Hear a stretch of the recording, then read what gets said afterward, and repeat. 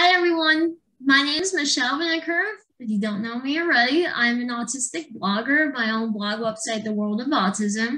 And I've been doing not only that I share my own experiences being on the autism spectrum, I also have people that have come on to share their experiences, whether it be from autistic self advocates themselves to parents, teachers, therapists who are working with here who have family that has with children that are autistic, or being a therapist, a teacher that is working with autistic people. So you name it, we gather as a community, so that way everybody gets the education about autism, and also with advocacy as well.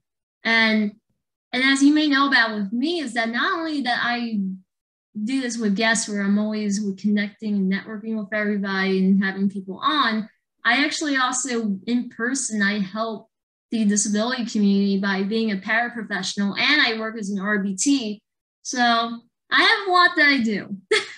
I definitely have a lot. But let's get right into it with our latest guest here. His name is Merrick. How are you doing today, Merrick? I'm doing okay. Awesome. Awesome. So I want to start off with you getting to tell a little bit about yourself and being an autistic self-advocate, like about your journey. So I feel like if I talked a lot about this, it would take like hours and hours to talk about. But I guess what I can do is I can start with the fact that I was born in '86, so that basically would put me in between the crystallization of the diagnosis of autism. Also, the passing aways of two very, very important figures to the history of autism, Dr. Leo Kanner and Dr. Hans Asperger. And then on the other flip side, you also have the movie Rain Man, which was also very characteristic. So when I was a lot younger, I was diagnosed with PDD-NOS, or pervasive developmental disorder, not otherwise specified. My parents would go to these different support groups, and they would also put me into these special education classes because they really weren't too sure what to really do with me, because I guess you can say I was on the disability cutting edge, if that's such a thing. So it was, and it was a lot more, it was a lot more positive when finally in 1994, Asperger's syndrome, the term itself, hit the mainstream. And so that was my evolved diagnosis, one that I have lived with ever since, even if the 2013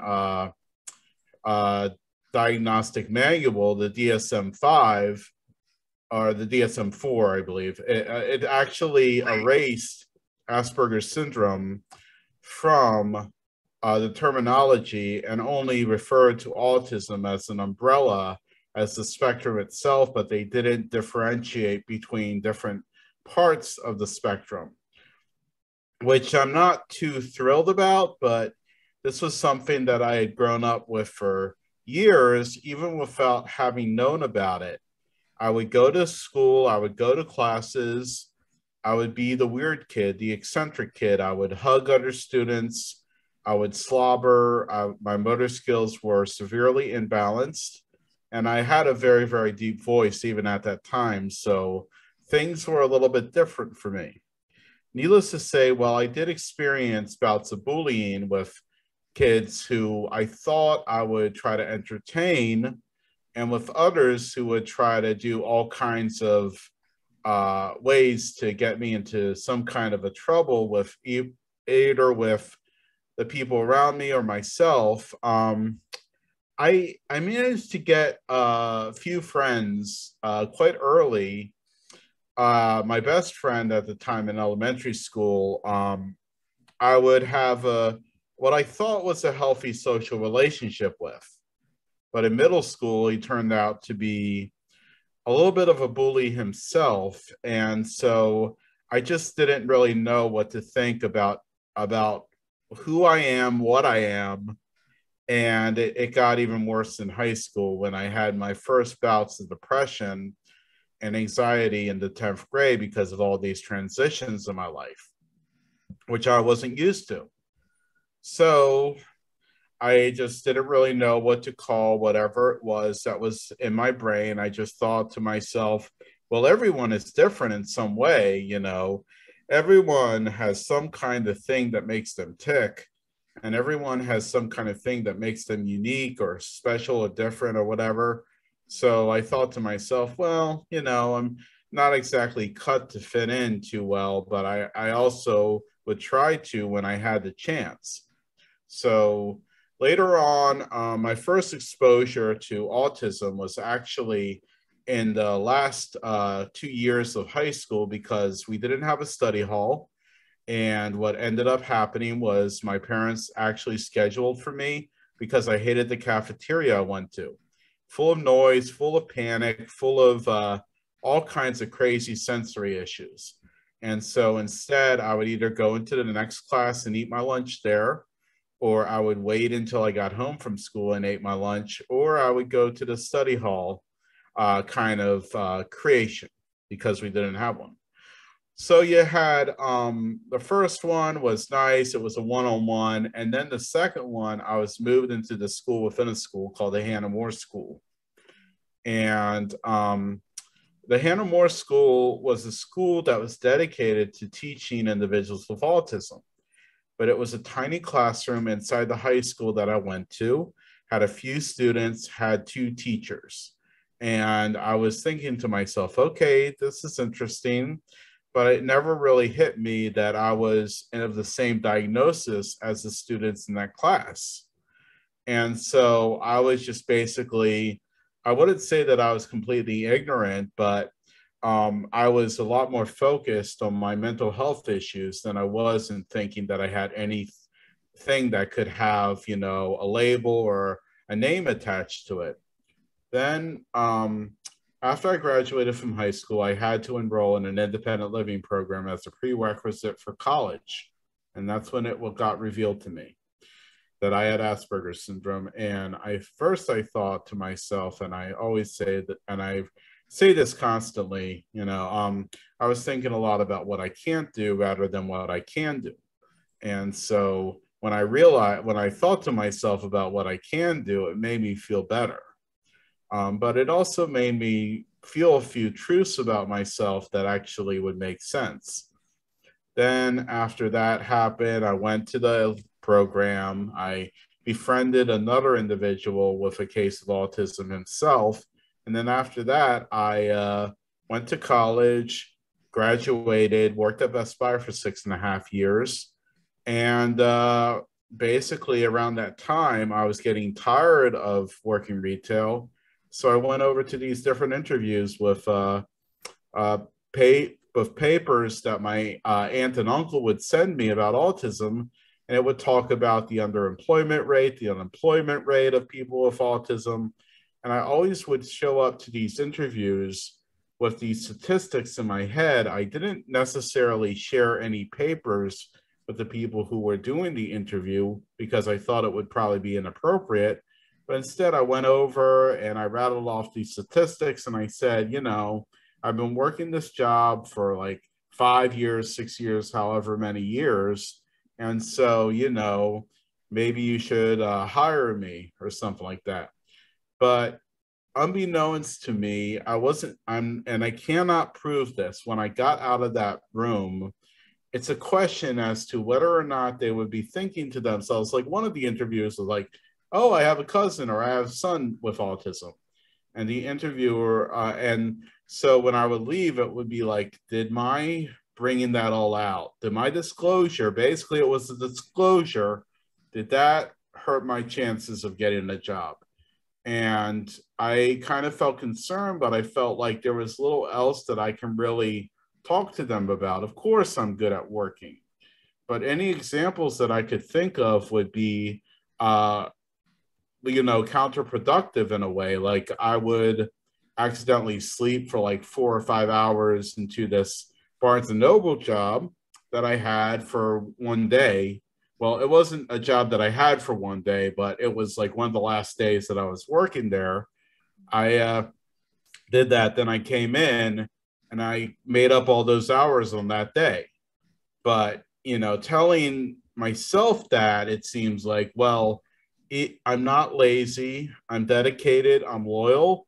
But to other people, it's like, yeah, you are lazy. So why are you even telling us this? Why are you even listing these as examples of how good of a worker you are? You really should have done your job and did this hours and did everything. And so to me, I guess maybe what I was doing was I was putting in a lot of bad examples as to why someone should hire me.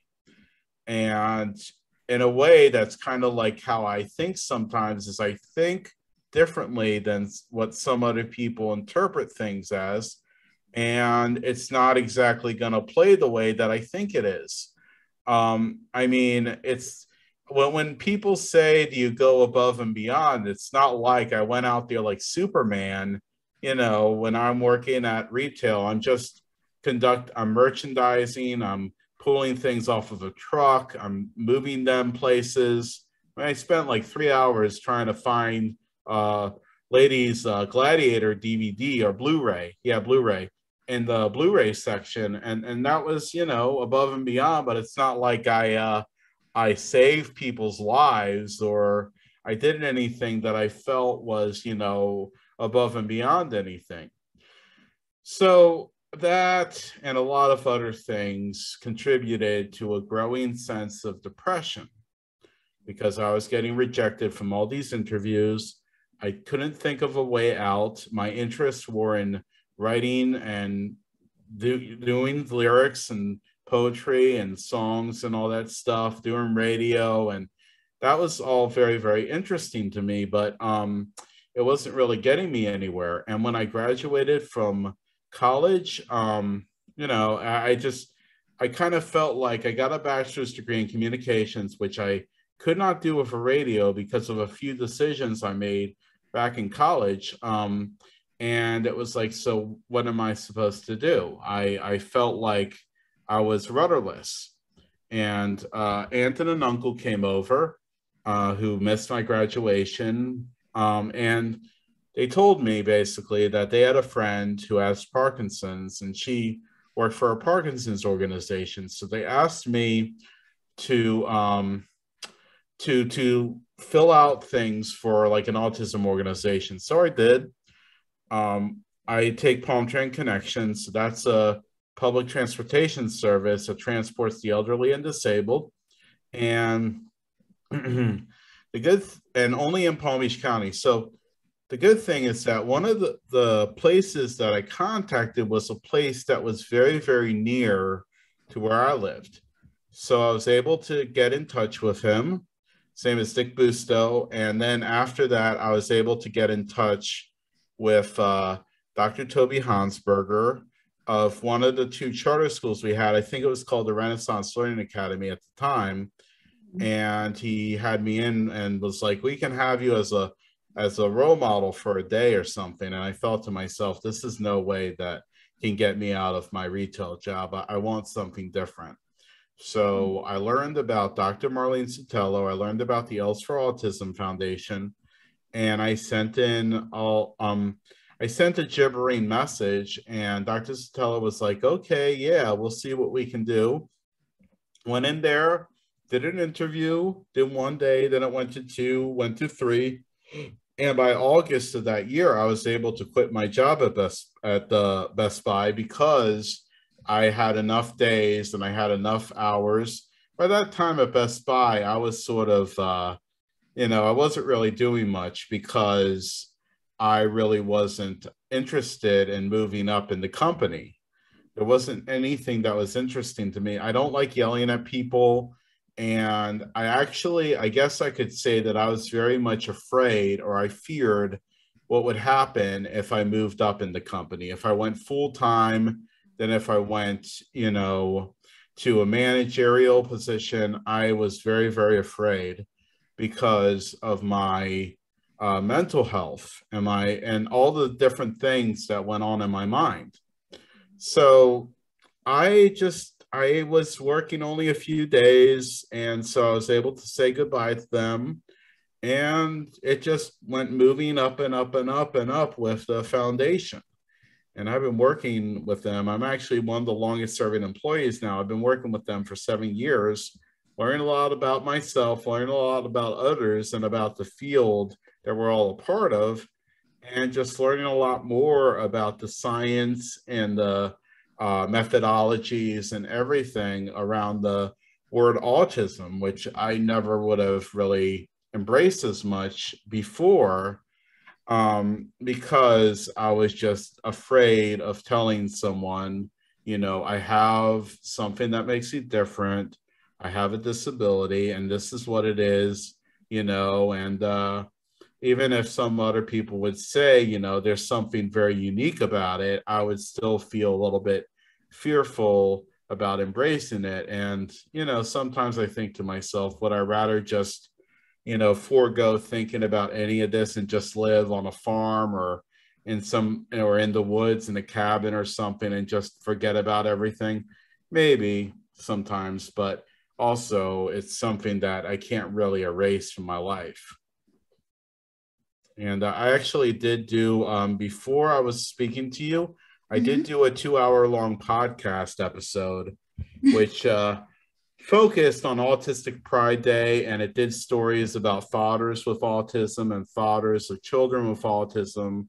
And so basically, if my voice sounds a little bit rough, it's because of that. And also because, it's all very, very interesting how all of this sort of blends in after a while.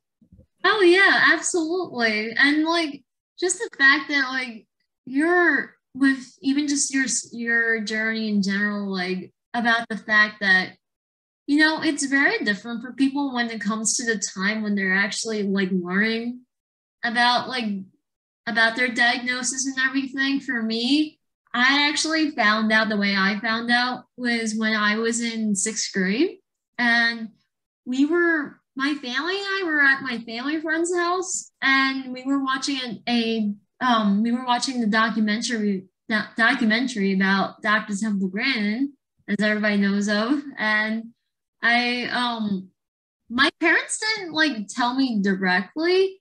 But they were like trying to say like about how like my thinking is kind of different, and like for me, I'm definitely a visual thinker in a way. But at the same time, I associate a lot with like words and like visuals at the same time. So it just, like when people find out, I know for you, like in terms of transitions of everything, that it was difficult. And I know for me, like I remember my transition from middle school to high school was difficult. Like my high school, I'll tell you this, and people are still shocked to this day about this, is that whenever I tell this part, my high school had no idea, like no teacher or anybody had any idea that I had an IEP, because of the fact that where I was going to a different school that wasn't zoned for my town. So my middle school never transferred my IEP to the high school that I was attending. So my freshman year was rough. Like I actually, and like where you were saying about with friendships, like how they were changing a lot. Like I know this happened to me too, that I had an acquaintance that I was starting to become friends with that I knew from middle school. And in our freshman year of high school, they completely changed and started just being mean to me and started spreading rumors for absolutely no reason about me. But depending on like the support system, my parents were like telling me like you gotta advocate for yourself, and like you have to go talk to the school psychologist, who was my case manager.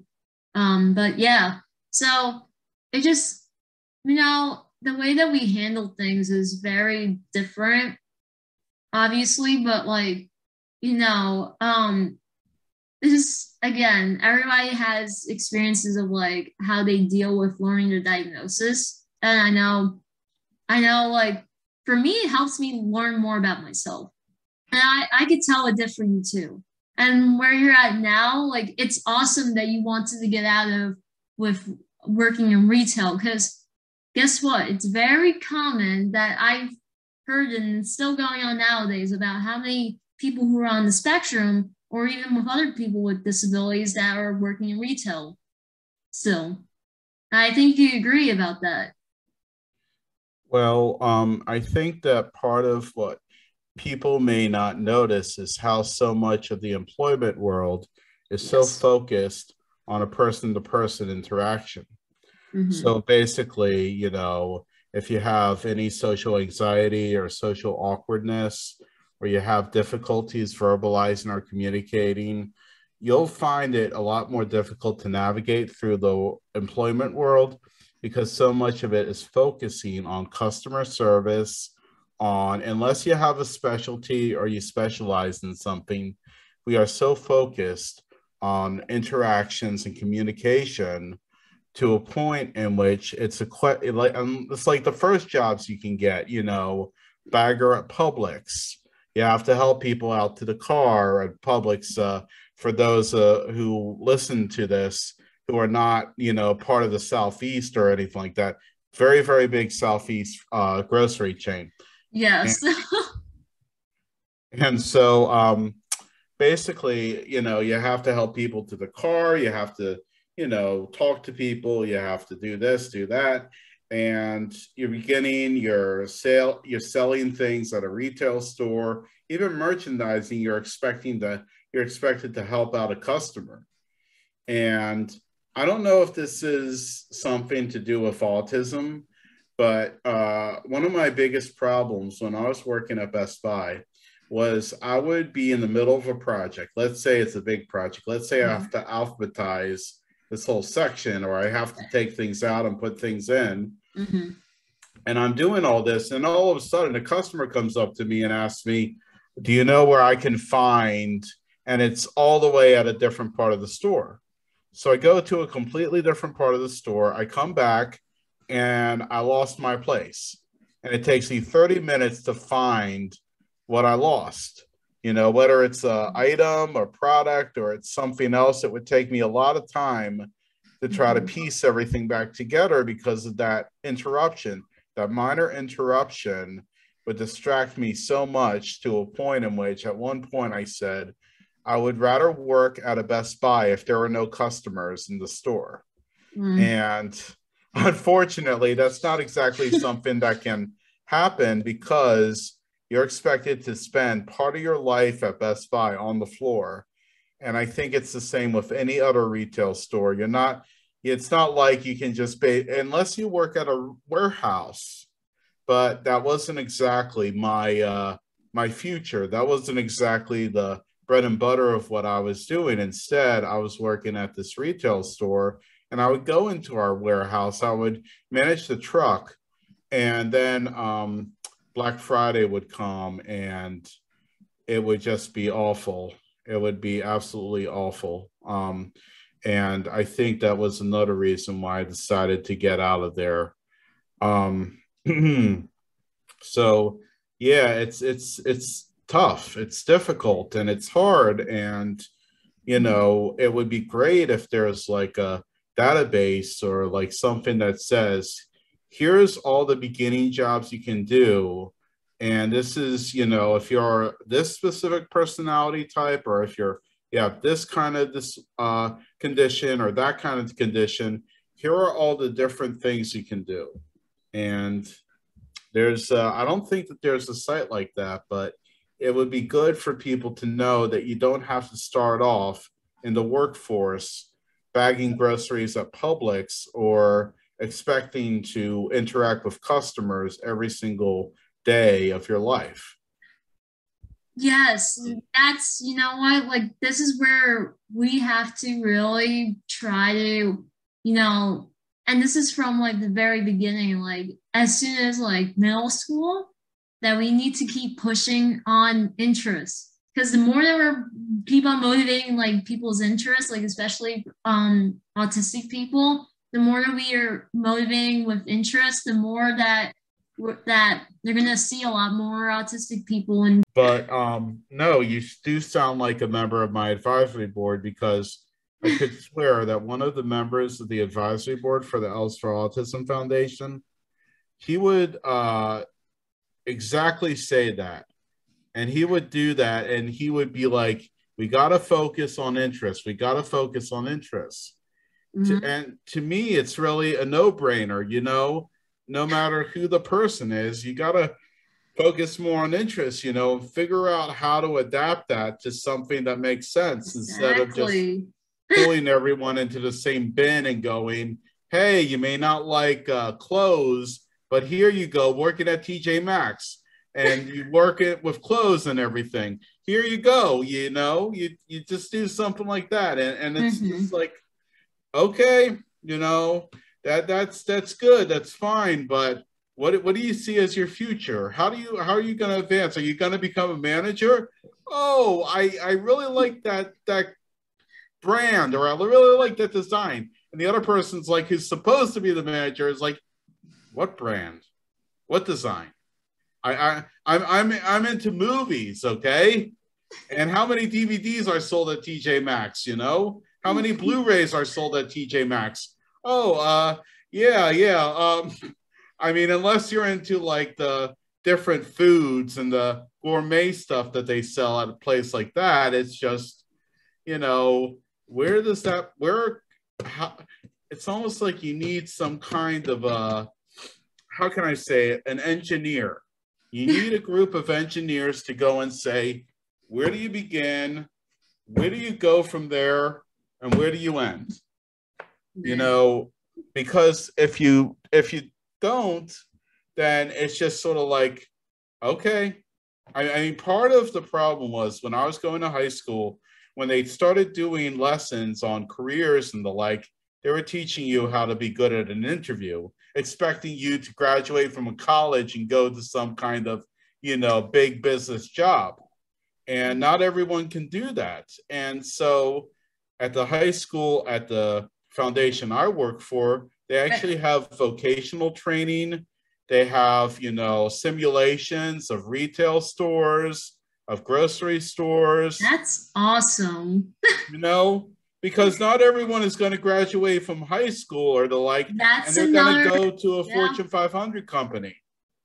That's, you know what, that's a really great point, because of the fact that, like, you know, the whole key is getting to being as independent as you can be. That's the whole point. Doesn't matter like what your route is in life exactly. It's not going to be a perfect route. Like, I thought I was going to be staying as a paraprofessional forever, but I ended up, like a year and a half later, I ended up going back to college and pursuing it fully online. And now I'm working in the ABA field. So I'm like, you know, so it's like a completely different route. And, you know, like for you, like how much of your experiences, like how you've now been working for ELS for Autism, and like you're so involved, like doing with the podcast, like you were talking about with the topic you were talking about with Autistic Pride Day. And also to mention that you are also involved with the Florida APSE, if you want to tell a little bit more about that. Okay, so just like a little like brief about it. So it's my birthday on Sunday the 19th. And so I felt like it was important that during that week, because I'm a big nerd and Electronic Entertainment Expo was canceled, so my big video game festival was not on. And so instead, I was able to go over to the National APSE conference. APSE means Association for People Supporting Employment First. And the whole idea is to get people with disabilities to get jobs. They talk about competitive integrated employment. And the whole idea is to get people with disabilities working with people without disabilities in competitive environments so that they can get wages, they can get paid advancements, promotions, And, to me, what is most important is the idea that people with disabilities, if they're able to, that they can work and they can be able to get a job that's much more entitled to integrity than just basically, doing something as, a symbol of something else. So it was a very, very interesting it's been a very, very interesting experience being on that board for like 5 years. They needed someone with a disability on the board, and I decided to throw my hat in because autism isn't just one part of what I call the disability advocacy crown. One point of the crown is physical, one point is neurological, and one point is probably like mental, I think. No, sensory or sense ridden, because you have physical, you have paraplegics, neurological could be anything from schizophrenia to autism. You could say autism. And then also the third part of the crown is like blindness, deafness. In some ways, you can say because motor skills and senses may involve a little bit of the physicality, there can be a way to trace and say that autism is more than just, one or two things. It's like a wide variety of a collection of different symptoms. And so I was able to convince them, to persuade them to allow me through as a member of the board.